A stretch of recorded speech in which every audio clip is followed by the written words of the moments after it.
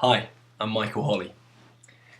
Today we're going to talk about reason 523 of why to be an indie publisher rather than seek and search for a traditional published contract. Last week saw the release of the latest author earnings report. Now, if you haven't heard of that, go to authorearnings.com and check it out because it's really, really useful for indie publishers. Who does it is Hugh Howey, who's the indie bestseller, one of the kind of the main figureheads of self-publishing, and his mate, who's called Data Guy. And what they do is they've found a way of kind of drilling into Amazon's database and pulling out various statistical fields and trying to work on analysing trends and whatever else. So that's what they do. Look back on some of the previous reports that they've released. They bring one out each quarter, and so far they've kind of pulled out beyond any reasonable doubt whatsoever that it's a better deal for a writer to do it on their own than to sell their soul to one of the big five. Last week even, they have proved something else.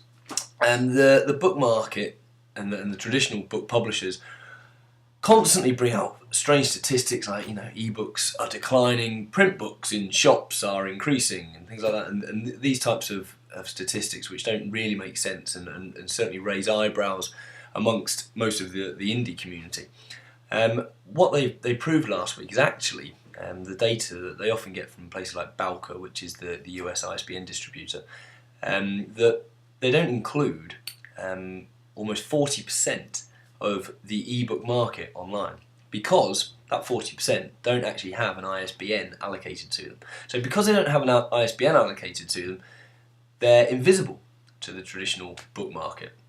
But obviously they're not invisible. That 40% is pretty much made up of indie publishers. And those indie publishers are top of the charts on Amazon. Those indie publishers are the ones that are selling thousands and thousands of books a day, but they're invisible to the traditional book publishers. Funny. So, it raises the question, is an ISBN essential or not? Especially for an indie publisher who is selling mainly online, ebooks, variably around the world. Do you need an ISBN? A couple of years ago I bought 10 ISBNs. They cost, I think, about £150, so $250 for 10. I've used them up now, and I have absolutely no plans whatsoever to use ISBNs in the future. I think the only point of an ISBN is maybe to sell them in physical bookstores, and even then I don't think that's essential anymore. The main bookstore in the UK, Waterstones, you can certainly get added to their database without an ISBN.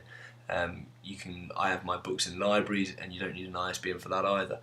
It's an antiquated number, a cataloguing device, which made sense when it came out, and nowadays it just does not make any sense. The fact that these solo companies within each country has this monopoly over these numbers, and they can charge whatever they want for them is ridiculous. It's an absolute disgrace, really, that they are attacking the vulnerable writers.